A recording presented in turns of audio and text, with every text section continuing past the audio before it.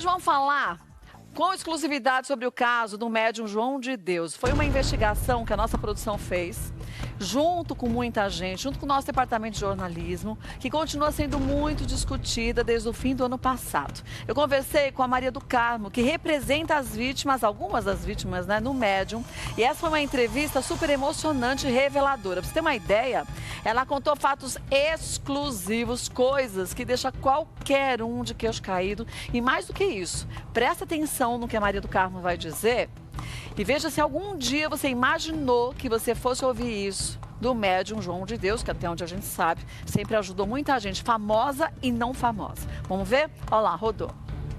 Hoje a gente vai conversar sobre um assunto tão sério, gente, que há muito tempo a gente queria falar no Melhor da Tarde, até mesmo para alertar muita gente, muitas mulheres que muitas vezes passam ou passaram agressões cometidas por essa pessoa que a gente vai falar, ou por outros agressores e tem medo de contar a sua história, porque, por incrível que pareça, a vítima começa a se achar culpada por ter feito alguma coisa para aquela outra pessoa abusar sexualmente dela.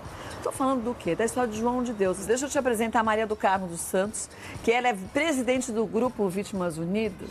Bem-vinda, viu, Maria do Carmo? Obrigada, Cátia. E olha, esse grupo, gente, é um grupo que visa dar estrutura e apoio a essas mulheres que, como você, né, passaram por essas atrocidades, mas que um número muito maior de mulheres que passou por isso não tem coragem de chegar e falar nem para os familiares, quem dirá colocar seu rosto em rede nacional, né?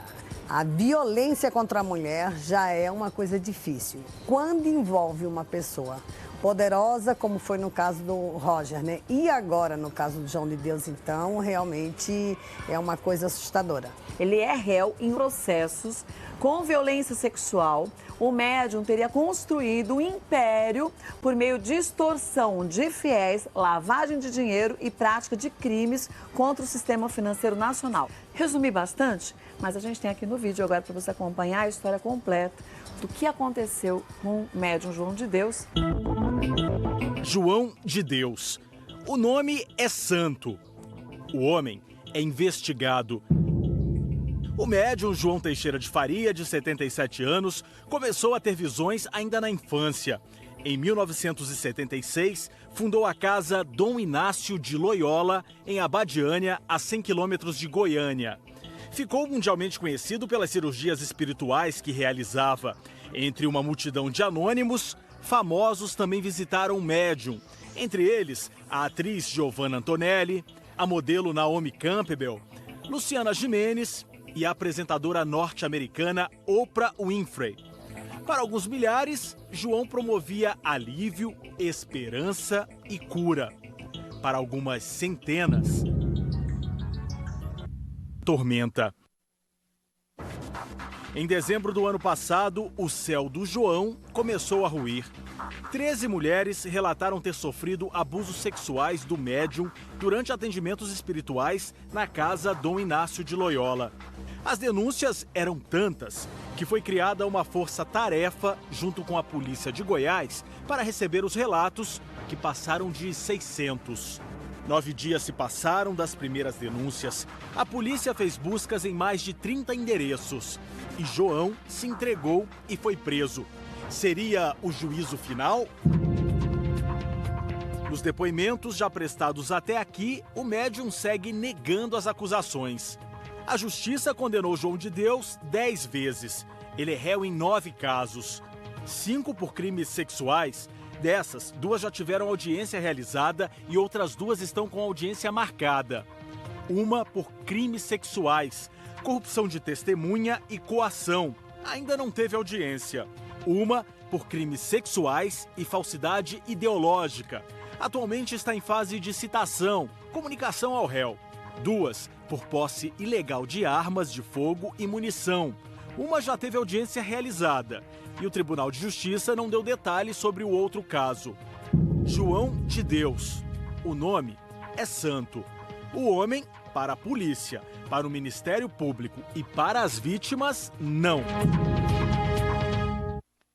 Então, gente, eu vou te falar uma coisa. A gente chegou até a Maria do Carmo. Quem é a Maria do Carmo? A gente vai mostrar nessa parte da entrevista. Ela é a representante de muitas das mulheres que na verdade, estão denunciando o médium João de Deus. E não só por estupro, por outras coisas também. A gente marcou com a Maria do Carmo e foi difícil a gente conseguir falar com ela. Por quê? Porque ela está sendo jurada de morte também. E aí ela vai contar nessa entrevista essa parte, e mais do que isso. Quando a gente falou, então vamos marcar um lugar pra gente conversar. Você quer que eu vá até aí?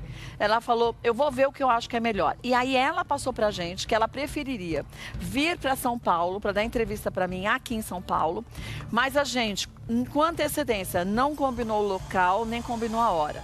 Por 3 vezes a gente marcou um local, a gente desmarcou, marcou em outro, marcou num horário, marcou em outro, porque ela não poderia correr o risco, e gente, isso não é brincadeira, isso é um negócio muito sério, correr o risco de que alguém soubesse, tanto que na nossa produção, não é porque a gente duvida das pessoas da produção, não é nada disso, porque um pode comentar com o outro, apenas 3 pessoas sabiam quando e onde a gente gravaria.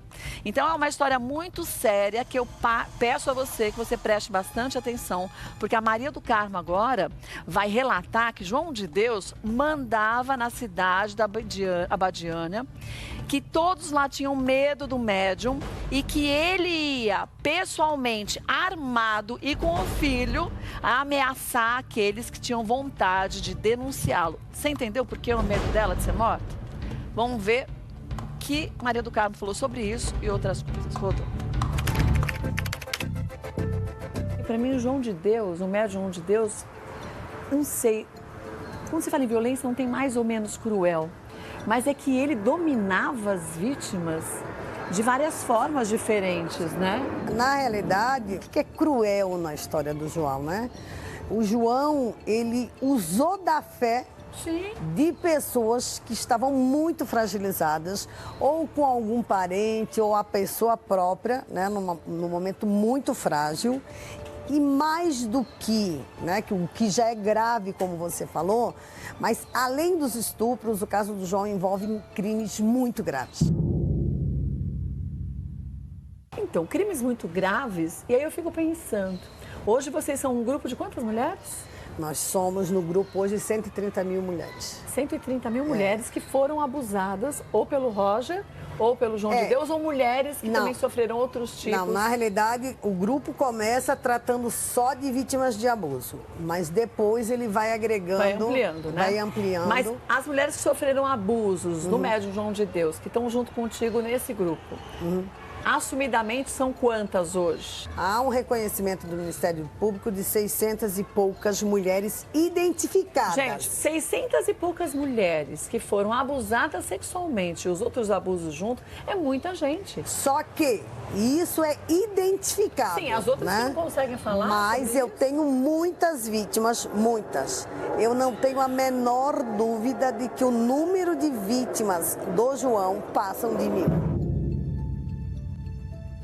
Desde o início da história do João Teixeira de Farias, vulgo João de Deus, que a história dele é marcada por crimes, é marcada por abusos sexuais, por estupros, inclusive com crianças, e sempre ele tem um modus operandi, tanto de atuar quanto de se safar dos crimes. Agora eu lhe pergunto, por 4 décadas é muito tempo. Muito. Cometendo o mesmo crime, ele tinha certeza da impunidade. O João era dono daquilo. Praticamente ele mandava na cidade? Não, ele manda na cidade, ele é dono da cidade e ele tomava para si tudo o que ele quisesse. Mas como? Chegava numa propriedade qualquer e falava, isso aqui agora é meu e levava? É, exatamente. E as pessoas davam por quê? Por medo? Por medo, porque senão eram mortas, sumiam. Você tem casos de pessoas que desapareceram? Muitos. Pessoas que estavam sendo ameaçadas e realmente morreram. Tem casos de pessoas assassinadas, né? Que o caso não foi resolvido. Tem todos os tipos de crime que você possa imaginar. Gente, são coisas sérias que a Maria do Carmo está dizendo, você viu? Disse de pessoas que foram achadas mortas, pessoas que desapareceram e, segundo ela, e comentários de muita gente da cidade também, era João de Deus que muitas vezes ia pessoalmente, junto com o filho, que também está preso, que ia meio que... não é só coagir, né? Mais do que isso, que ia assustar, ia prometer. Em muitos casos, segundo ela, ele cumpria.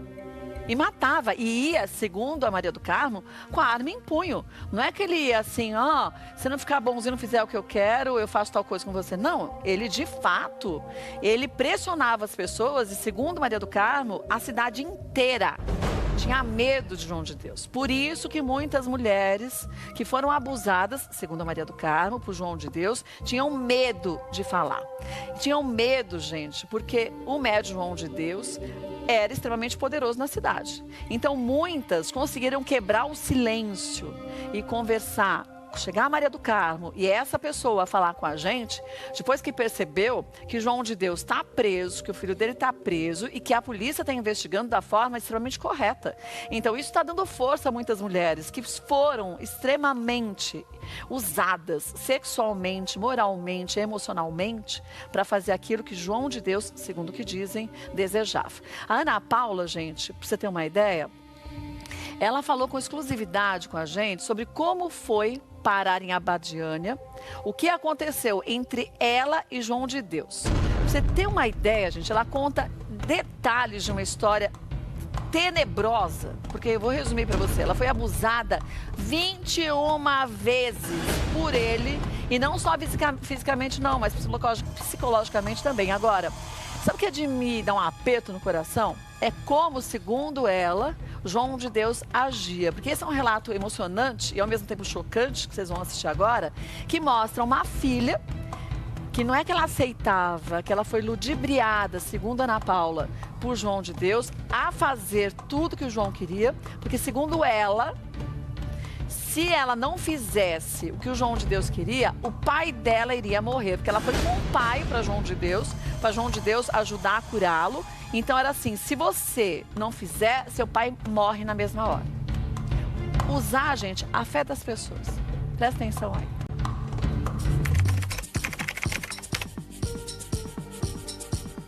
Em agosto de 2006, nós fomos, para Abadiânia com o meu pai. Eu contratei uma equipe de ajudantes que um americano tinha. Inclusive, esse americano, ele pediu para conversar comigo, ele perguntou se eu tinha medo do médium e ele pediu para eu nunca ir à sala do médium sozinha. Naquele momento eu não entendi o porquê que ele tinha feito aquele pedido. Hoje em dia eu sei, né? Eu acredito que tenha sido no feriado de 7 de setembro de 2006. Eu lembro que a casa estava muito cheia do lado de fora, isso era por volta de mais 7 e pouca da manhã, e eu fui para a corrente de orações, que é uma corrente que você fica meditando. Então eu estava sentada ali, eu estava até com a foto do meu pai na frente, estava pedindo por ele, os olhos fechados. Isso acontece antes de iniciar os trabalhos, durante todos os trabalhos, essa corrente de oração. Eu estava nessa corrente, olhos fechados, eu senti uma mão no meu ombro me puxando. Quando eu abri os olhos, era o médium. E ele fez um sinal, um gesto, alguma coisa que eu não falasse, ou que eu levantasse e fosse com ele. E eu fui. As outras pessoas todas de olhos fechados. E eu fui com ele até a sala dele. Foi a primeira vez que eu fui sozinha, para a sala dele. E quando nós chegamos, ele imediatamente trancou a porta. E eu estranhei. E ele falou que ia fazer como se fosse um tratamento, um passe, um trabalho espiritual em mim. Colocou de costas, começou a me alisar, começou a passar a mão para frente, a mão para trás. E eu comecei a ficar muito incomodada. Eu lembro que eu tremia muito, eu lembro da sensação de ter ficado gelada. E quando eu virei, ele já estava de calças abertas.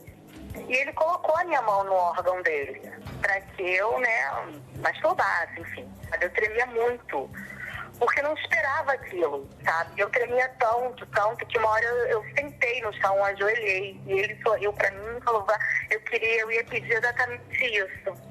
E ele me levou de volta pra corrente de oração, colocou sentada no meu lugar. Aliás, o meu chinelo e a foto do meu pai permaneceram o tempo todo no lugar que ele estava na corrente de oração. E eu sentei ali e eu só queria que aquilo tudo acabasse, pra eu sair correndo dali. Então, quando acabaram os trabalhos, eu saí da casa, muito nervosa, chorando muito. Imediatamente eu fui até uma pousada que eu já tinha ficado uns dias com o meu pai. Eu procurei a dona da pousada e contei o que tinha acontecido, e ela me deu um tapa no rosto, pedindo para eu me calar. E eu fiquei com muito medo, e aí eu fiquei muito nervosa, e eu lembro que eu não ia conseguir naquele momento olhar para o meu pai, ficar perto do meu pai. Então eu retornei para a casa do Dom Inácio de Loyola e sentei no pátio principal e chorava muito. Aí um voluntário me encaminhou para a enfermaria. E aí uma enfermeira me acalmou e ela pediu que eu, por favor, que eu me calasse, porque poderia acontecer alguma coisa pior comigo ou com meu pai, porque parece que em junho uma gringa, uma estrangeira, parece que uma alemã, estava falando também coisas parecidas com o que eu estava relatando, né, contando para ela, e essa gringa tinha desaparecido. Eu, por favor, para eu ficar quieta, porque seria melhor para mim que meu pai se eu perdoasse. E ela falava muito, perdoa, por favor, não fala isso para ninguém, fica quieta. E eu me calei.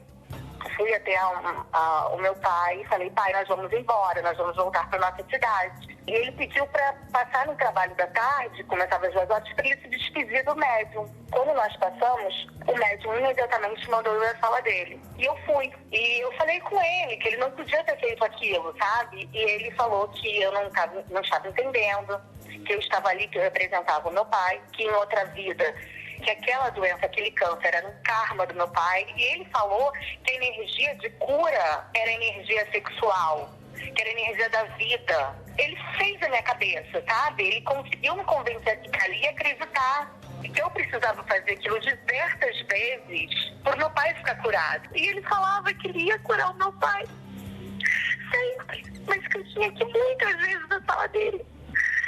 E eu acreditei. Eu acreditava, porque eu não queria perder meu pai, entendeu? E eu fui. E eu fui diversas vezes. E eu não aguentava mais, eu já estava me sentindo incomodada com aquilo. Eu perguntava quantas vezes. Ele falava 21, e eu não aguentava mais. Ele falava 17, e eu não aguentava mais, sabe? E meu pai piorando. E aí meu pai entrou em coma. E na semana que meu pai faleceu, o médico me chamou na sala dele. O seu pai vai morrer. Eu falei, mas como que ele vai morrer depois de todos esses trabalhos que você falou?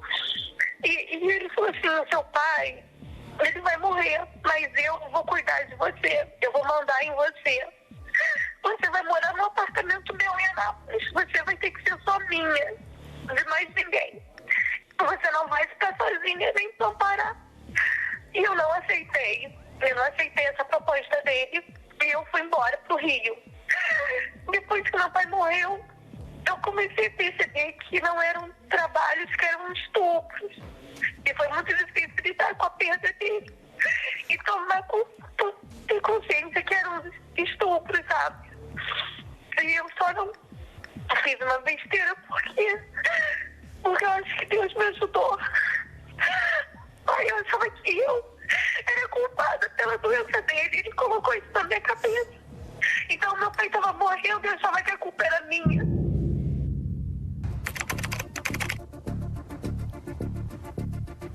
Muitas pessoas que eu conheci em Abadiânia, mulheres, me procuraram através das redes sociais. E até hoje, quem me procura, eu ajudo, sabe? O que ele fez comigo já prescreveu. Ele não vai pagar por nada que ele fez a mim. Mas o que eu puder fazer para ajudar, eu só quero justiça, sabe? Eu só tive coragem de denunciar, porque agora nós somos muitas mulheres. Antes era eu sozinha contra ele e diversos fiéis, sabe?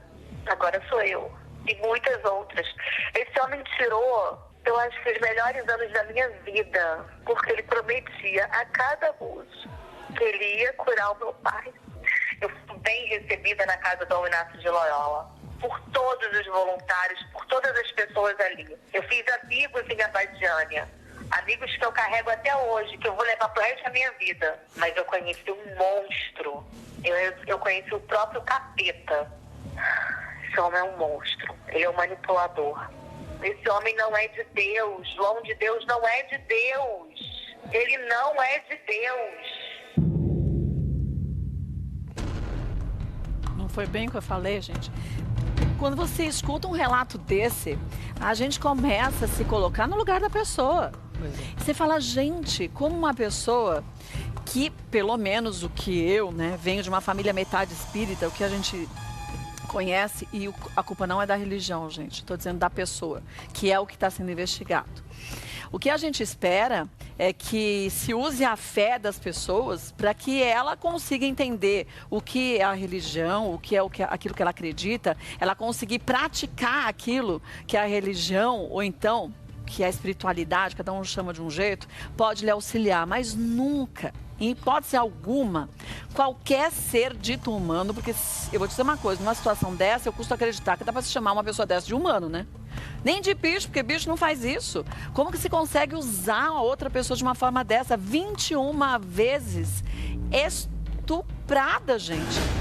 E cá entre nós, imagine achando que, na verdade, como ele diz, que o estupro, na verdade, não era o estupro, que era um trabalho que o pai dela precisava. Por quê? Porque o pai estava doente e que o pai precisava dessa ajuda dela, junto com a espiritualidade, como ele dizia, para que o pai ficasse curado.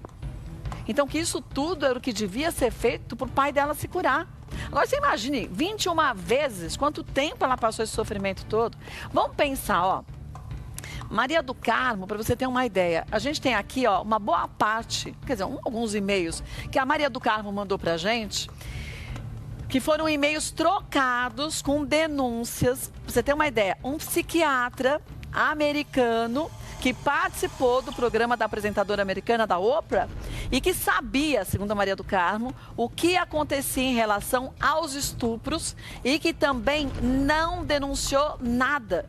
Gente, são algumas das revelações chocantes que a gente vai te mostrar, que nunca vieram a público, mas aqui, ó, sabe o que a gente tem? A gente tem aqui muitos dos relatos, eu vou até tampar para as pessoas não conseguirem identificar de quem é, relatos de mulheres que sofreram abusos de João de Deus em diversos momentos, como a gente mostrou a Ana Paula, que pode ser que ela fale, o que ele fez comigo já não vai ser mais julgado. Mas, gente, não é porque passou X anos que você vai ficar quieta. Eu acho que aqui a gente tem um pequeno exemplo, porque segundo a Maria do Carmo, a gente está falando de mais de 1000 mulheres que já confirmaram, ó, tudo que falaram e tinham provas disso. E que a gente tem? A gente tem o quê? A gente tem mulheres que se sentiram agora mais fortes para falarem de algo que chocou e que acabou com a vida delas. E com a família delas também. Eu volto para a gente mostrar essa parte, que é uma parte impressionante dessas revelações que nunca vieram a público. Mas é rapidinho, peraí. Bom, gente, vamos ver agora essas revelações chocantes da Maria do Carmo e que só vem a público agora. Você pensa que é só isso que a gente mostrou? Infelizmente tem muito mais. Roda aí.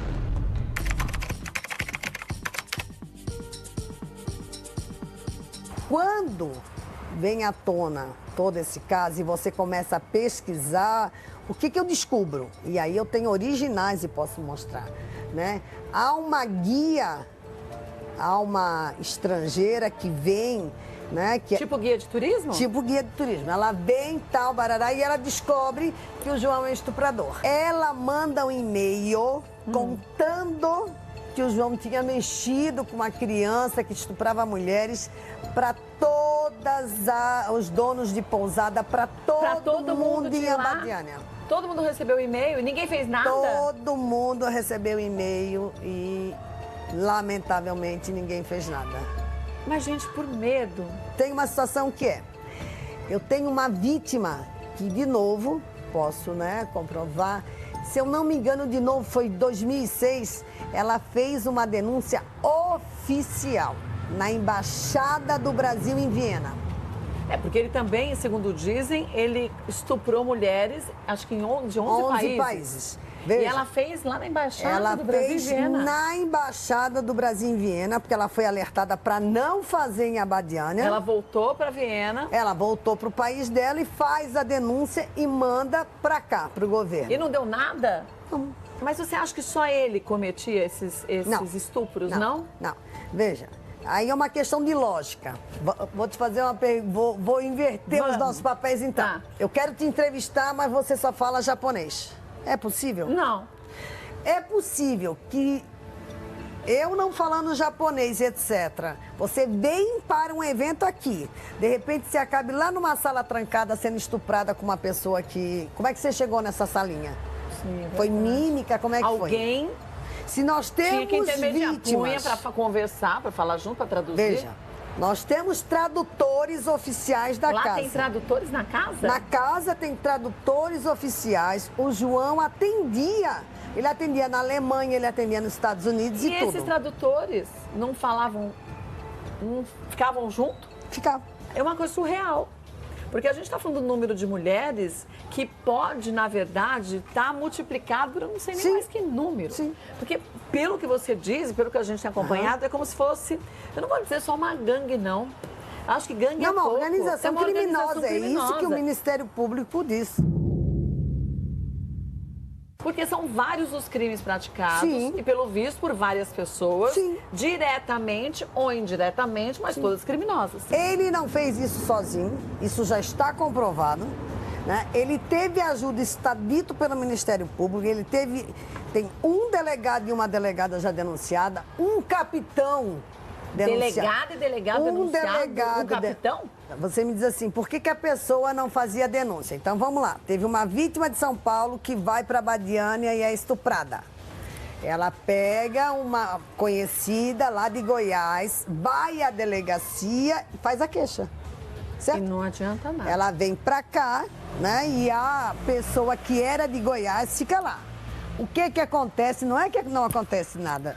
O que acontece no outro dia? Além desse processo, até estourar o escândalo, ficar parado essa investigação criminal, no outro dia, João Teixeira de Faria e seu filho Sandro, por isso que o Sandro foi preso no começo do ano, ok? Estão na porta da testemunha então armados. eles passam o endereço. Gente, que coisa absurda. Então, veja.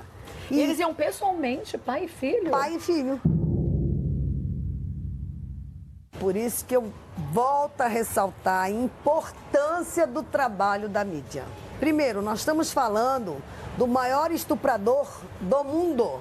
Fora os crimes de lavagem de dinheiro, do que Sim, você todos imaginar, os outros. E aí foi criado um discurso da força-tarefa, que funcionou, mas a força-tarefa foi para ouvir as vítimas de abuso sexual. Existem muitas, tanto vítimas quanto informantes, que só deram um depoimento, jurando o anonimato, porque eles sabem que o processo vai para a Abadiânia. Mas e por que o processo é para Abadiânia? É isso que eu não consegui entender. Para Abadiânia, se lá, como você disse, já tinha muita gente da cidade envolvida. Não é melhor acatar esse processo, mandar para um outro juiz, para um outro departamento de outra cidade que não tem nada envolvida com a Abadiânia, para a gente ter as coisas sendo feitas às claras da forma correta? Não faz sentido. Esse eu posso lhe garantir é o desejo de uma grande parcela da população de Abadiânia e minha própria, que estou sendo ameaçada de morte.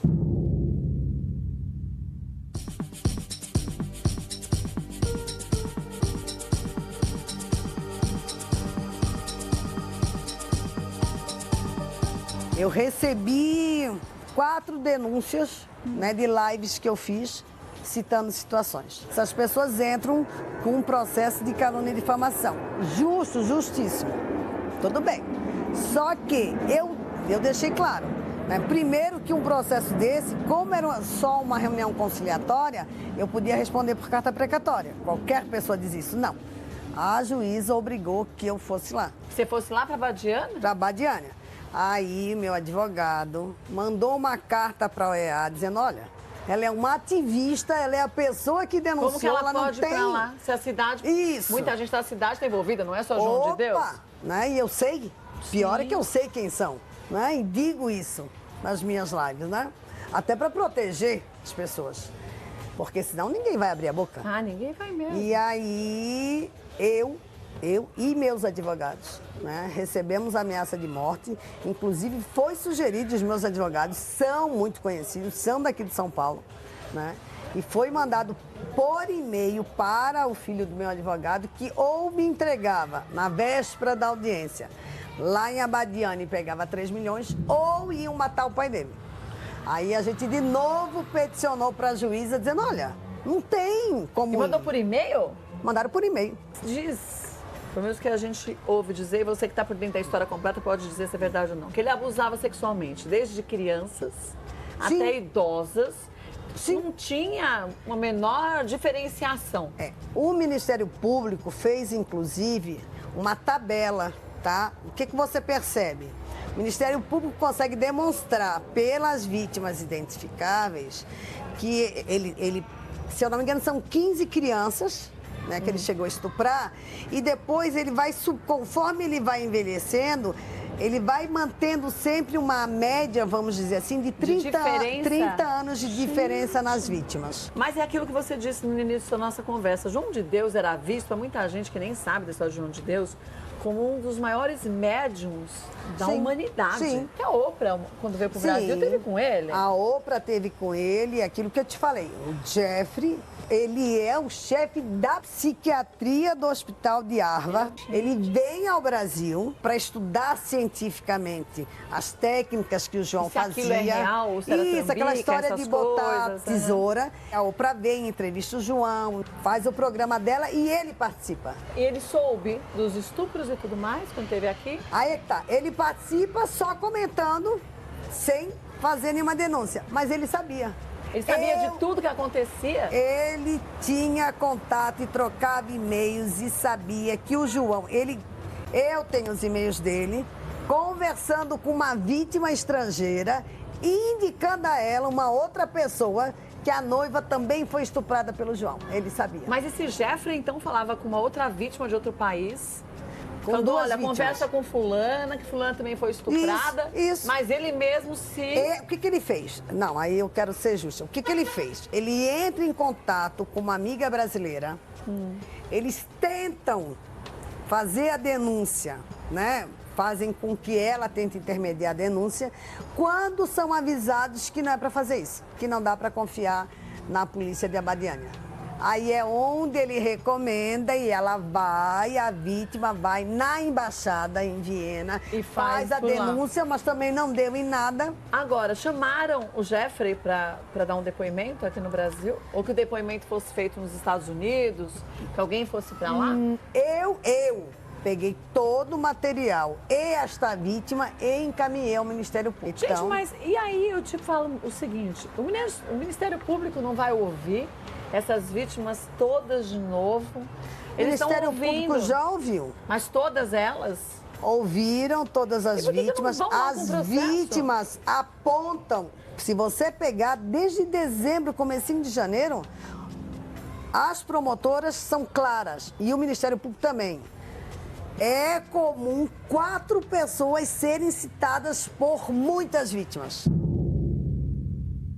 Então, sinal que as 4 pessoas têm alguma culpa no cartório, você concorda? É óbvio. E depois o seguinte, nós estamos falando de turistas. Sim.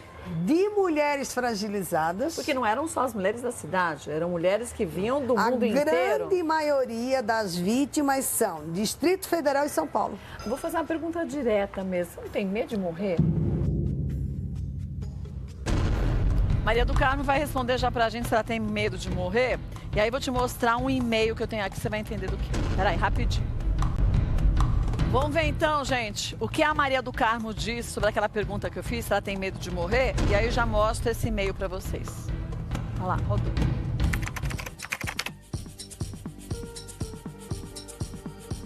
Vou fazer uma pergunta direta mesmo. Você não tem medo de morrer? Tenho. Tenho sim. Mas é que assim, depois de um ano, eu vou ser bem sincera assim, né? Eu tenho muitos anos como psicóloga, como professora, né? Lidando com vítimas. Mas essa é uma das histórias mais cruéis que eu vi na minha vida. Eu acho que é uma das histórias mais escabrosas. Até em filme de terror, você ia ficar enojado Se fosse de uma situação ficção, dessa. Sim, já seria terrível. Dizia assim, não, vocês exageraram, gente. Pra você ter ideia, tava até brincando, oficialmente, eu fui denunciada ao Ministério Público por ser uma traficante de órgãos e de criança. Eles abriram esse processo contra você? Foi feito uma denúncia? Isso. As pessoas têm que ter claro uma coisa. O João, e isso pode pegar qualquer matéria sobre ele. Ele é muito vaidoso. Sempre foi muito vaidoso, muito poderoso, muito prepotente e grosseiro. Só que ele chegou no momento que ele perdeu tudo. Só vai sobrar uma coisa para ele que sempre caracterizou a maldade dele, é a vingança. A vingança dele contra as outras pessoas? Você A acha? vingança dele contra as pessoas que ele entende que derrubaram o império dele. Mas aí isso prova mais uma vez o quanto que ele tem certeza, como tantos nesse país, da impunidade. Sim. Em janeiro foram apreendidas armas, joias e dinheiro. Cadê o resultado da balística daquelas armas? Porque haviam armas de cano raspado, aquilo é crime hediondo. E Você ninguém fez viu? análise nenhuma? Foi para balística, mas eu lhe pergunto, cadê o resultado? Porque quando você perguntou assim, você tem medo? Eu tenho. Mas eu prometi a pessoas simples, eu prometi a muitas mulheres e muitas vítimas que eu iria até o final com elas. Não é possível um trabalho como o Ministério Público tem feito, né, de escutar essas vítimas tudo e que não haja uma transparência e um acompanhamento mesmo. Sim, claro. Nos processos, que isso tudo vá, ok? No meu entendimento, eu vou ser muito clara, assim, o meu entendimento, eu acho que este processo tinha que ter o acompanhamento de organismos, inclusive internacionais. Eu acho que ou tinham de vítimas organismos, internacionais. porque a OAB disse que ia acompanhar, não é assim? E nisso, veja, quando o habeas corpus dele vai para 2 ministros do Supremo Tribunal Federal, os 2 ministros do Supremo Tribunal Federal, né, tiveram a hombridade de dizer não me sinto, porque frequentava a casa, conheciam ele. E eu acho que uma juíza que está lá há 20 anos, eu acho que ela não tem a neutralidade suficiente para estar julgando esse caso. Por isso que o correto seria que o caso fosse julgado em outra localidade. Com certeza. Com pessoas que nunca tiveram contato ou Sim. influência com ninguém. Nem vítimas e nem, Sim. nem quem está sendo até porque acusado de tudo. eu tenho informantes que me dizem assim, Mário Carmo, se eu aparecer na frente da juíza, ela sabe quem eu sou. Gente, João de Deus, ele tá preso. Tá preso porque ele tá num hospital. Ele pediu até por 2 vezes se podia continuar à espera do julgamento em casa. Foi negado pela 2ª vez. Ele tá muito ruim, mas mesmo assim, ruim de saúde, mal de saúde. Mesmo assim, a nossa produção entrou em contato no telefone que a gente tinha dos representantes, enfim, de quem trabalhava com o João de Deus, para tentar fazer com que eu vá até onde ele está, para ele me dar uma entrevista, para a gente poder ouvir os 2 lados, porque o correto é a gente fazer isso. A gente não conseguiu que ninguém atendesse os telefones, a gente tinha um e-mail, que é esse aqui, da equipe de advogados dele, e a gente mandou o e-mail, tá em nome da Alexandra, mas até agora, pedindo para eu vá até lá para ele dar uma entrevista, até agora a gente não teve resposta nenhuma. Então a gente vai continuar insistindo e eu espero que alguém que trabalhe com o João de Deus, agora assistindo a matéria, que entre em contato com a gente, porque eu quero mesmo, e pessoalmente conversar com ele e saber da boca dele o que ele acha de tudo que estão dizendo, saber dele, o que de fato ele fez e por que se ele fez, por que ele fez isso tudo com tanta gente. Gente, vou te falar uma coisa. Sinceramente, eu acho que vai ser difícil da gente conseguir ter um retorno tão rápido sobre isso, mas eu espero que ele queira falar com a gente, que a gente possa também falar a parte dele. Peraí que